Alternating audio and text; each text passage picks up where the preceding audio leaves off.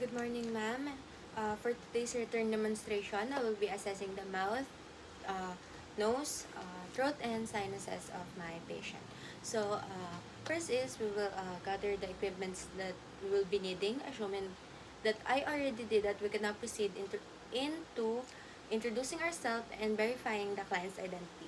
So, good afternoon, ma'am. My name is Alia, and uh, I will be your nurse for today. Uh, may I verify your identity by asking your name, age, and birth date?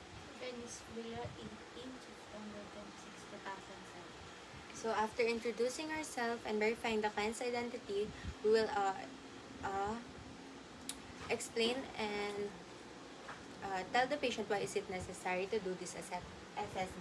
So the procedure that we will be doing is assessing the mouth, nose, throat, and sinuses. And this is necessary po to know if there are any abnormalities po within that certain body parts. So for me to be able to do that po, is it okay if I touch your certain body parts po? Okay po, thank you. So next is assuming that I am closing the doors and closing the curtains to provide my clients privacy, we can now proceed to doing the hand hygiene and wearing gloves.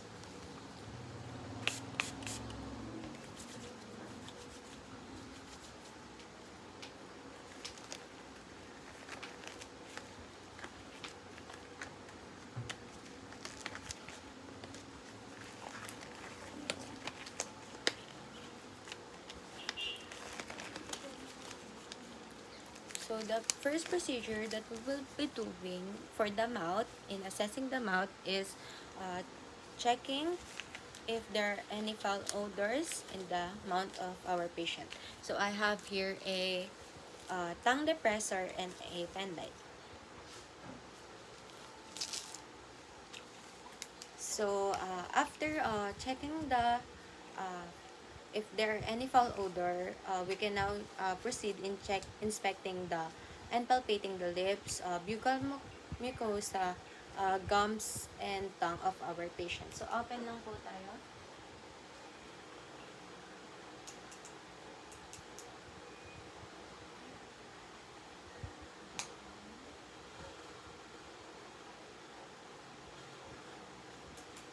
So for my findings, there's no foul odor po in my client's mouth.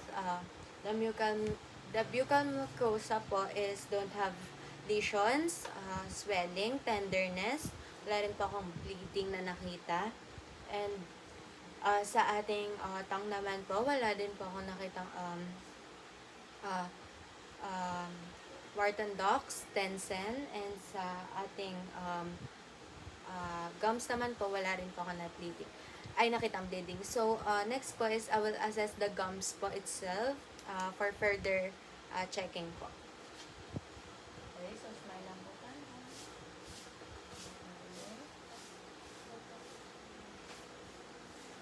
So, wala naman po ako nakitang lesions, swelling, tenderness, and bleeding sa ating gums. Ay, sa gums po ng patient. So, next naman po is we will be assessing the teeth. The average teeth of an adult has a 32 po. So, okay, check lang po ako ng teeth. Okay, so wala naman din po ako nakitang any abnormality sa ating teeth. May alignment naman po kasi because my patient is wearing a braces po. Tapos, wala rin po ako nakitang any swelling and like any some fluids po na fluids. Wala po akong nakitang any abnormality sa ating teeth. So, next po is we can proceed na po sa ating tongue. Okay. Stand up po. Okay, so upon checking the tongue po, wala naman po ako nakitang enlargement sa ating tongue. The size is normal. Sa under naman po ng ating tongue, wala din po ako nakitang like Wharton Docs or infection or Stensen. Wala rin po ako nakitang any abnormal colors kasi the tongue of my patient po is pink. So, after assessing the mouth, we can now proceed na po in assessing the throat and tonsil po of my patient. So, discard lang po natin to. So, ma'am, open lang po tayo ng mouth. Okay. So, upon inspecting po sa throat and tonsil of my patient, wala naman po ako nakitang enlargement ng tonsils, wala po ako nakitang swelling, tenderness, and bleeding sa ating throat. The color po is pinkish, and wala po ako nakitang white discharge or any fluid or tonsil stones sa ating tonsil parts. So, ma'am, pag nalunok po ba tayo, may napipil po ba tayong sakit? Okay po, next naman po is we will be assessing the nose na po. So, ma'am, sige po, remove lang po tayo ng glasses. And, is it okay? Hawakan ko po. The first one that we will be assessing is the external part of the nose. So, nakakaramdam po ba tayo ng pain habang pinapalpate ko po?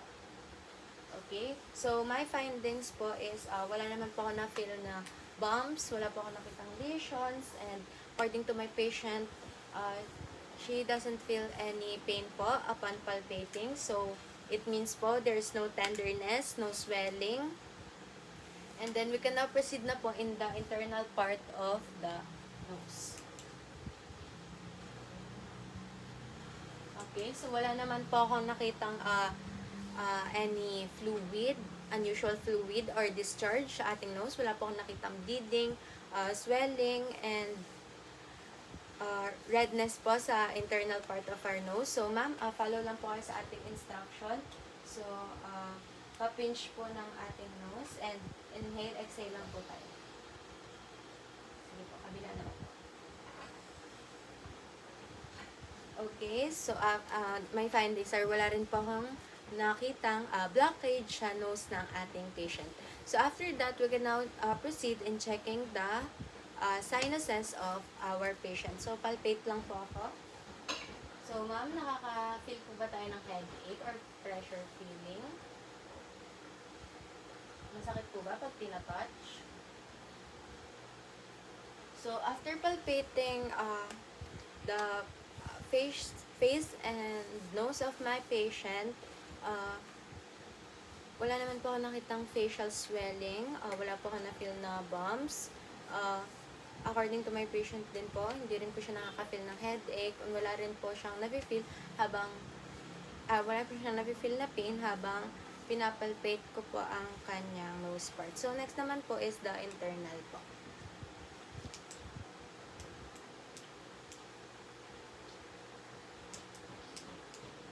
Okay, so, wala naman po akong nakitang any fluid and discharge sa sa nose po ng ating patient. So, wala rin po akong nakitang swelling. So, kuklose ko na po yung patient and nurse conversation. So, ma'am, thank you for your cooperation. The findings and information that is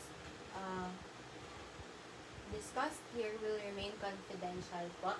And this is between you, me, and the recommended physician lang po. So, thank you for cooperating, and if may questions pa po kayo, let me know lang po. So, after that, we can now remove our gloves, do a hand hygiene, and document our findings. Thank you.